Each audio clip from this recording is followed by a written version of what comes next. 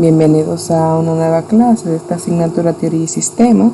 En esta ocasión vamos a estar trabajando en un pequeño refuerzo acerca de las teorías del campo, que son las que estaban trabajando a través de la realización del brochure, y además comentaremos un poco acerca de lo que son las teorías de la personalidad.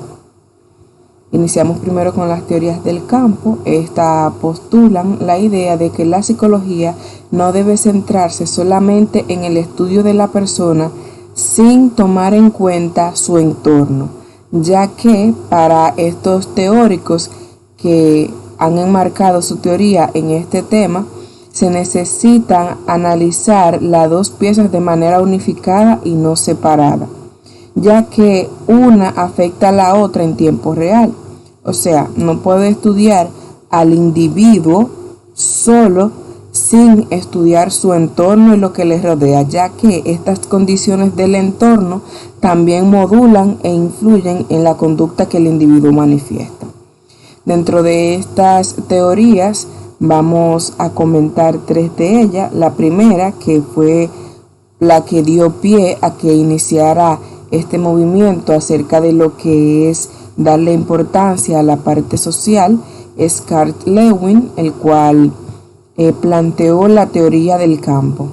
Esta teoría que él creó considera que el desarrollo de un individuo es el producto de la interacción entre las predisposiciones innatas que tienen que ver con la naturaleza y las experiencias de la vida que tienen que ver con la crianza. O sea que Carl Lewin fue quien dio paso a lo que es la psicología social, dándole una importancia a lo que es el ambiente dentro del estudio de la conducta. Si observamos las teorías anteriores que hemos estudiado, el conductismo sí le daba parte a lo que es la parte social.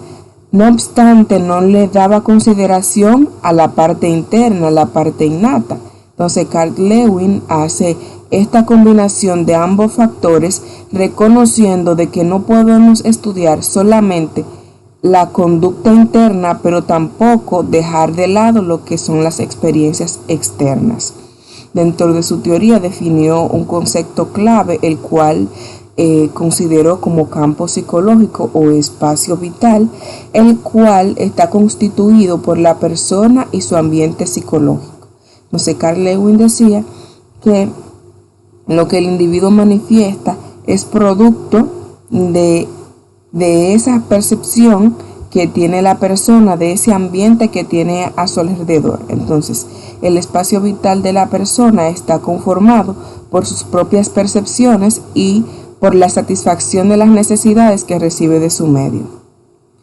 También está lo que es la teoría del inconsciente colectivo de Carl Jung, la cual es considerada una teoría de la personalidad, pero la incluimos como parte de esta visión del campo de las teorías del campo, en el sentido de que fue una de las primeras también en darle una importancia a lo que es la parte colectiva o la parte social. En su teoría de la personalidad, acerca de cómo se desarrolla, él enfocó tres estructuras en la mente humana, el cual definió en conciencia el inconsciente personal y el inconsciente colectivo. Jung es discípulo de Freud. Siguió con la misma postura psicoanalítica de Freud, dando importancia a lo que es el inconsciente, a esa información a la que no tenemos acceso. Pero además de esto, Jung realizó lo que es un concepto mucho más abarcador que el de Wundt, incluyendo lo que era un inconsciente colectivo. O sea, para Jung, además de esa información personal inconsciente, también dentro de la conducta que manifestamos hay un inconsciente colectivo, o sea, hay una información a la que no tenemos acceso y que no recordamos y que viene como producto de generaciones pasadas que también influyen en la forma que nos comportamos. Por ejemplo, él definió dentro de su teoría lo que él llamaba arquetipos, que eran conductas que habían sido manifestadas por generaciones anteriores que nosotros ni siquiera conocimos, pero que afectaban la manera y algunos impulsos que demostramos. Uno de los arquetipos que él definía era la madre. Entonces él dice que la madre, esa experiencia, ese rol de la madre viene siendo arrastrado desde descendencias anteriores. Entonces esa necesidad de tener ese rol, ese personaje en nuestra vida es producto de que es parte de una información inconsciente colectiva. O sea que aunque, por ejemplo, si soy huérfano, siempre voy a tener esa necesidad y esa necesidad va a ser complacida por alguien dentro de mi medio que pueda cumplir ese rol. También está la teoría del aprendizaje de Albert Bandura, el cual está basada en el aprendizaje vicario. Vicario quiere decir que aprendo de otra persona, por el cual una persona es capaz de aprender a partir de lo que observa de los demás. Los humanos tienen la capacidad de adquirir conocimiento y aprender habilidades simplemente por mirar a otros haciéndolo. A diferencia de los postulados de los conductistas que decían que la persona debe repetir numerosamente esas conductas para que puedan ser aprendidas, Albert Bandura postula lo que es este aprendizaje social, en el cual él plantea que con el simple hecho de observar una conducta en otra persona puede ser un modelo para que yo pueda reproducir esa misma conducta. Él hizo un estudio o un experimento más bien, en donde se le presentaban a los niños una proyección de una persona golpeando un payaso. Entonces, luego de presentársele esta imagen, se puso a los niños a hacer esa misma conducta y la repitieron. Entonces, él lo que dice que no necesariamente debe darse una cantidad de repeticiones para que el niño o la persona pueda adquirir ese aprendizaje. Él establece que este proceso se da mediante 5 fases, el cuales son la atención. El individuo primero observa, luego retiene esa información que ha observado, la reproduce y si esa conducta que ha emitido es reforzada, tiene mucha más probabilidad de que la siga reproduciendo en otros ambientes. Las teorías de aspecto social también van enfocadas a aspectos específicos que tienen que ver con el desenvolvimiento social. Son muchas teorías que pueden considerarse mini teorías en el sentido de que no abarcan al individuo en concreto, o sea, de manera global, sino que consideran un aspecto específico que está relacionado con la parte social. Dentro de esta tenemos teorías como la teoría del apego, que tiene que ver con la forma en que el individuo crea vínculos sociales. También la teoría atribucional, que tiene que ver cómo la persona percibe las diferentes cosas que pasan en su medio, a qué atribuye que sean las causas de la conducta que emite el individuo a nivel social. También está la teoría de la interdependencia, que tiene que ver con lo que son las relaciones interpersonales, y la teoría de la disonancia cognitiva, que tiene que ver cómo el individuo afronta una disonancia, o sea, algo que es contrario. Personas, por ejemplo, que tienen que luchar con un tipo de creencia, pero que en su conducta manifiestan otra idea muy contraria a lo que piensan. Ahora bien, hablando de las teorías de la personalidad, podemos decir que son un conjunto de constructos. O sea, la personalidad es un constructo en el sentido de que es un concepto que es de difícil definición y cada teórico le da el matiz o la importancia que considera de acuerdo a su postura, por lo que no hay una definición universal de lo que es personalidad, sino que va a ir enfocado a lo que plantea cada académico. Entonces, este constructo es utilizado en la psicología para explicar las variaciones del comportamiento entre unos individuos y otros. O sea que el constructo de la personalidad va enfocado en explicar la diferencia en las características personales que demuestra o que hacen diferente a una persona. En la psicología se entiende por personalidad como el conjunto de características subjetivas que hacen único a un individuo y que determinan su comportamiento ante circunstancias vitales. O sea, son características que me hacen diferente a los demás, que son relativamente permanentes, o sea, no cambian con tanta facilidad, pero sí hay posibilidad de cambio, y que determinan la forma en que yo me conduzco en diversas circunstancias. La personalidad está compuesta por dos aspectos principales que se influyen uno entre otro, que son el temperamento, que es la parte innata de la personalidad, que está compuesto por los diferentes tipos de temperamento que ya ustedes conocieron en introducción, en donde está el flemático, el melancólico, y los demás. Estos tipos de temperamento tienen que ver con características innatas que predisponen la manera en que yo respondo. Entonces, el temperamento es genético, o sea, viene de mi herencia. El carácter es la forma en la que respondo a las situaciones del medio, pero que está moldeada por situaciones de la vida cotidiana o de mi ambiente. Entonces, el temperamento es lo que yo traigo conmigo y el carácter son las distintas normas sociales, los distintos estilos de crianza que van moldeando mi forma de comportarme. El pionero, o sea, el primero en hablar acerca de las teorías de la personalidad fue Gordon Allport, un psicólogo estadounidense que en 1931 publicó el primer libro sobre este tema. Él define dos formas de estudiar la personalidad: una nomotética, que estudia los comportamientos de manera universal, o sea, como la persona se manifiesta de manera general, y una psicología ideográfica, que estudia los rasgos psicológicos que diferencian a las personas.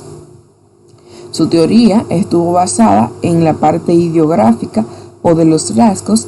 Él planteó que la personalidad se debe a la existencia de unas estructuras psicológicas que son llamadas rasgos, el cual él definió como esos elementos que permiten valorar diferentes estímulos como un conjunto. O sea, que los rasgos son cualidades que recogen un conjunto de conductas que manifiesta el individuo. Él dividió estos rasgos en tres tipos, que son cardinales, que son el núcleo de la persona y que afecta la mayor parte de la conducta.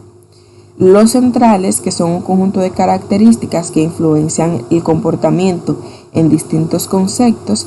Y los secundarios, que no forman parte de la personalidad en general, pero surgen en determinados momentos. Entonces, los cardinales son aquellos rasgos fuertes, aquellos rasgos que están marcados en toda la forma en que yo me conduzco.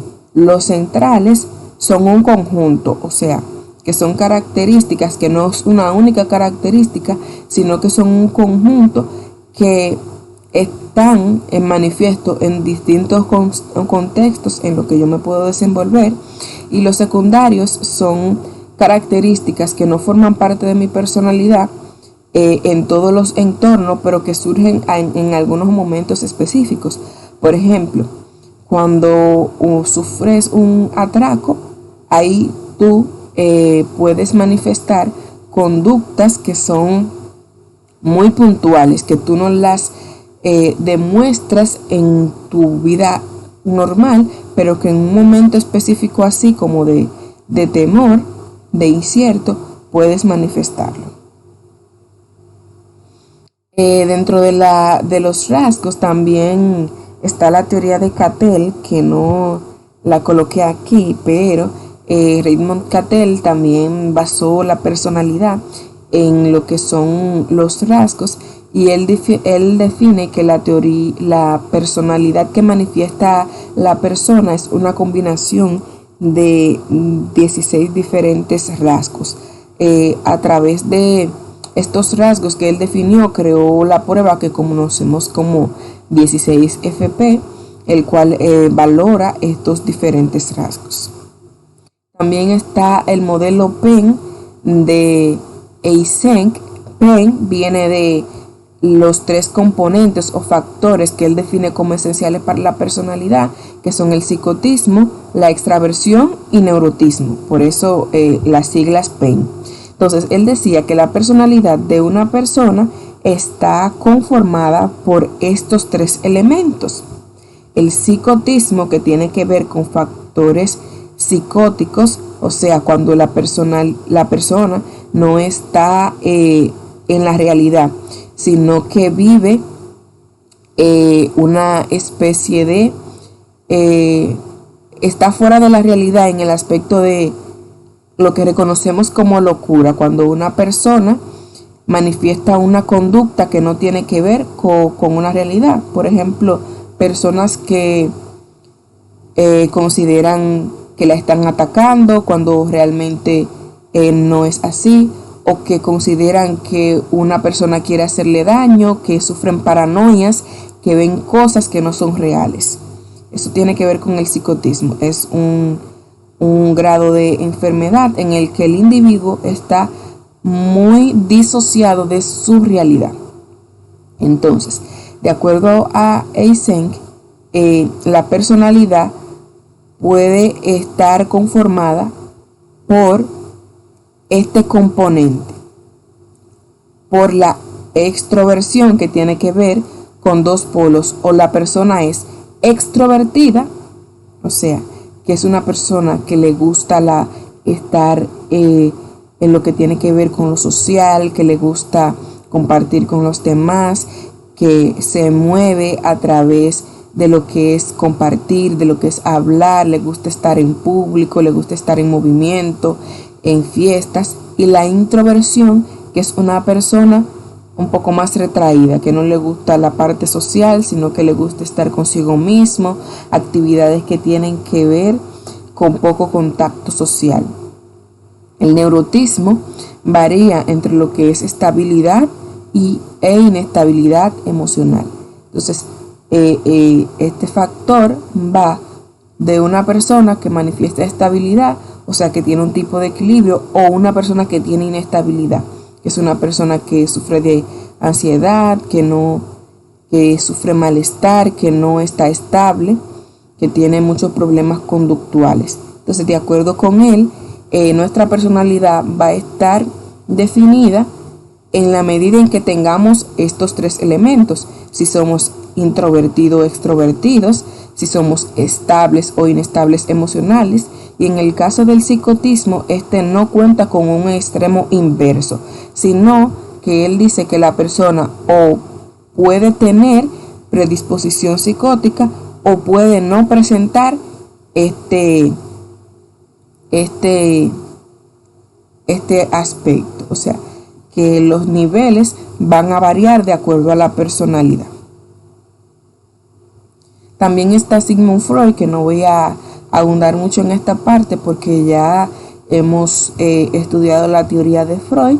La teoría de personalidad de Freud está basado en la estructura de la mente que él definió, que está definida por 2 aspectos: por la parte de acceso que tiene la persona a lo que son informaciones de su mente, de su infancia, de sus recuerdos, y también está definida por estas 3 estructuras que definen el control de los impulsos. La parte del consciente, preconsciente e inconsciente tiene que ver con la información que predispone a la persona en la conducta que manifiesta.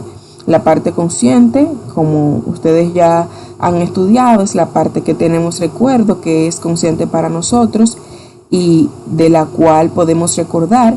El preconsciente es como un limítrofe de información que, aunque no está en la conciencia, tampoco está completamente en la inconsciencia, sino que son informaciones que podemos, con cierto puesta de atención, podemos recordar. Y la parte inconsciente tiene que ver con toda esa información que viene desde los recuerdos de nuestra infancia, que trae consigo información que hemos reprimido, que nos causa malestar, pero que, aunque no es recordada, puede influir en lo que manifestamos en nuestra conducta consciente. Esto quiere decir que gran parte de la personalidad de la que manifestamos está constituida por esa información que viene de la infancia, de conflictos o etapas que no hemos superado satisfactoriamente y que va a influir en la conducta que manifestamos. El ello, el yo y el superyo tiene que ver con la forma de controlar nuestros impulsos. El ello tiene impulsos que son innatos, que tienen que ver con la satisfacción de necesidades instintivas o de supervivencia. El yo, el superyo, tiene que ver con aquellos impulsos que son de tipo moral, que van encarados a modular mi conducta a nivel altruista, o sea, a nivel de la moral, a conducirme de acuerdo a las normas sociales. Y el yo es esa parte equilibrada que permite mantener un equilibrio entre lo que son las necesidades del yo y las necesidades del superyo. También tenemos a Carl Rogers, que es parte de la corriente humanista. Su enfoque de lo que es la personalidad está basada en que esta es producto de las elecciones del individuo y está basada en su libre albedrío y en una visión subjetiva del mundo. Como sabemos, el humanismo ve a la persona como un ente capaz de desarrollarse de acuerdo a sus propios recursos. Por eso dice que es basada en su libre albedrío. Entonces, de acuerdo a la teoría de la personalidad de Rogers, la personalidad o lo que manifiesta la persona viene marcado por diferentes dimensiones que son que es lo que condiciona su personalidad o la forma en que responde a su medio. Dentro de ello tenemos lo que es la apertura a la experiencia, o sea, qué tan abierto está la persona a innovar.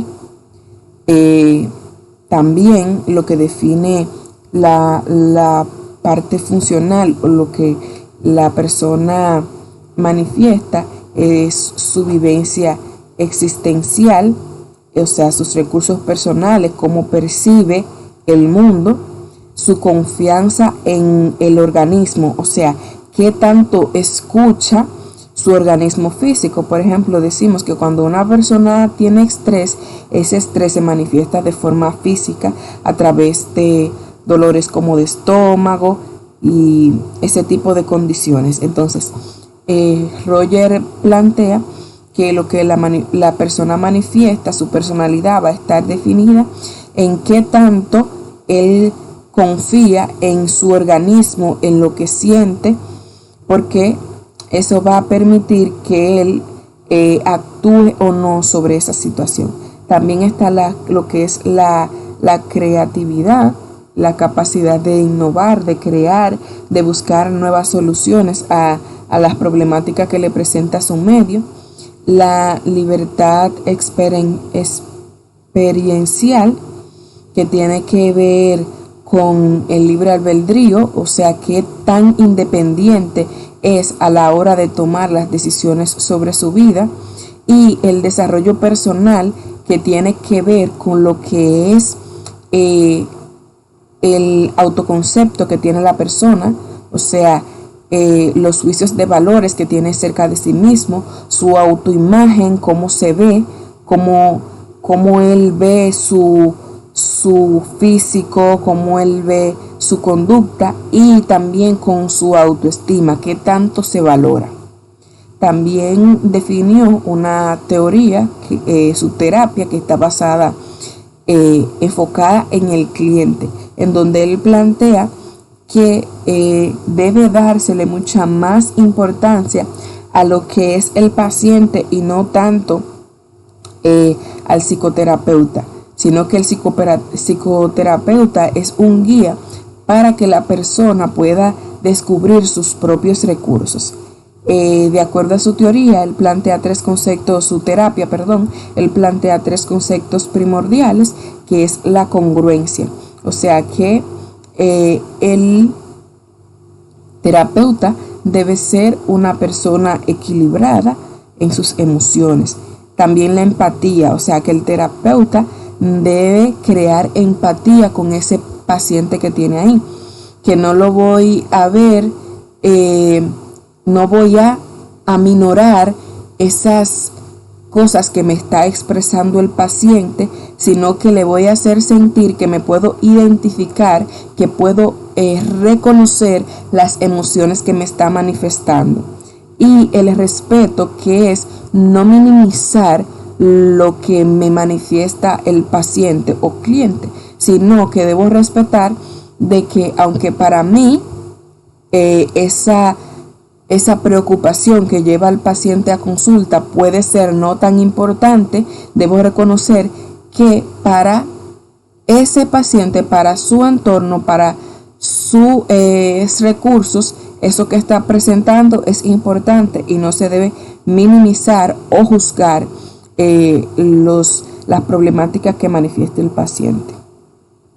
También está la teoría de Albert Ellis, que está dentro de lo que es el enfoque cognitivo.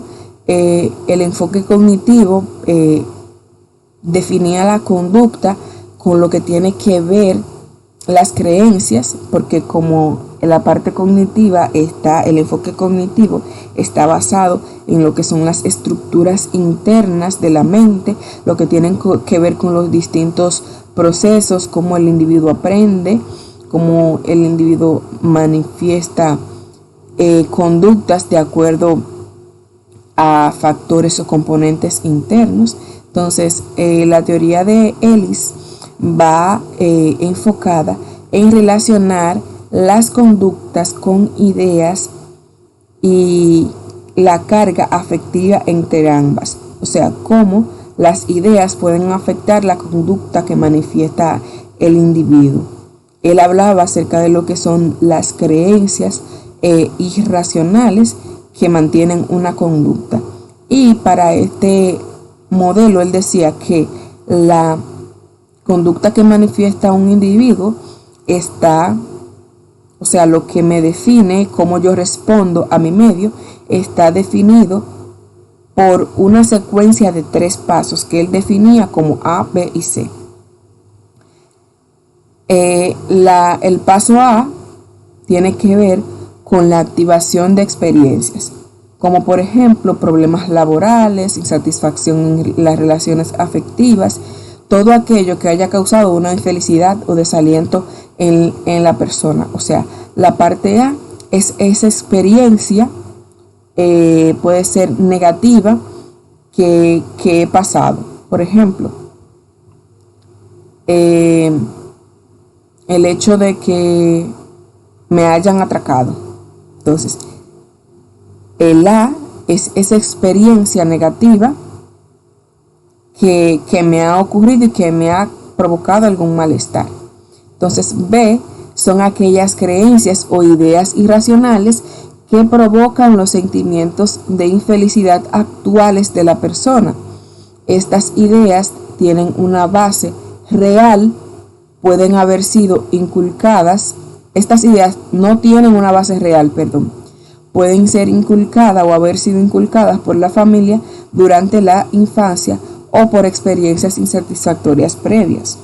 Entonces, producto de esa experiencia negativa que he tenido, que puede ser una experiencia que haya tenido previa, o puede ser parte de una creencia que se me haya inculcado a nivel de crianza. Mantiene una conducta, una experiencia que me crea infelicidad. Por ejemplo, con el caso del robo, ya luego de ese robo, de esa experiencia previa, yo puedo manifestar, puedo tener la creencia de que cada vez que se me cruza un motor, eso me crea infelicidad, me crea una angustia. Entonces, cada vez que salgo a la calle y que escucho ese motor, tengo ese sentimiento de infelicidad, esa insatisfacción, y puedo, por esa experiencia, dejar de salir a la calle. Entonces, ese dejar de salir a la calle está fundamentado en una creencia o idea irracional, porque no cada vez que yo salga a la calle me van a atracar. Sí debo tomar mis medidas, pero no significa que cada vez que salga me van a atracar. Entonces, esa conducta de no salir a la calle está basada en una idea irracional que se debe a una experiencia previa de un atraco que me ha condicionado a considerar que no debo salir a la calle porque cada vez que salga me van a atracar. También puede ser manifestado en otras conductas que han sido, en otras creencias que han sido inculcadas. Por ejemplo, considerar que por el hecho de haber fracasado, con que mi madre, por ejemplo, haya tenido varias parejas y no le haya ido bien. Entonces, ya yo tengo una conducta aversiva o una angustia hacia tener una pareja porque he visto esa conducta y me han inculcado de que el tener una pareja me va a traer infelicidad y que por eso evito el tener una pareja, porque todas me van a traer insatisfacción, y para evitarme la insatisfacción de tener una pareja y que me vaya mal, mejor no la tengo. Entonces, esa creencia esa conducta de considerar de que todas las parejas que voy a tener no me van a tratar de la manera adecuada, mantiene esa conducta, pero basada en creencias que no son reales. La C tiene que ver con las consecuencias de las experiencias anteriores y de las ideas irracionales, y es el resultado de los síntomas neuróticos o las emociones disfuncionales, como el pánico, la depresión o la rabia, como le explicaba antes. O sea, el miedo del atraco es la consecuencia. El atraco es la A, la conducta o la experiencia, la activación que provocó angustia. La B son las creencias irracionales, o sea, el considerar que cada vez que salga a la calle me van a atracar. Y la C son esas consecuencias, el tener esas ideas irracionales de que cada vez que salga a la calle me van a atracar, me hace tener ese pánico que es el no volver a salir, que es la consecuencia de la conducta C. Igual con el ejemplo de la madre, la A viene siendo todas las experiencias de mi madre que me han inculcado, que me han dicho, todo eso que me han dicho acerca de que tener una pareja siempre me va a traer insatisfacción. La C son apropiarme de esas ideas. La B, y la C es evitar tener pareja y tener esa depresión, esa rabia contra tener pareja, basada en la creencia de que todas me van a tratar mal.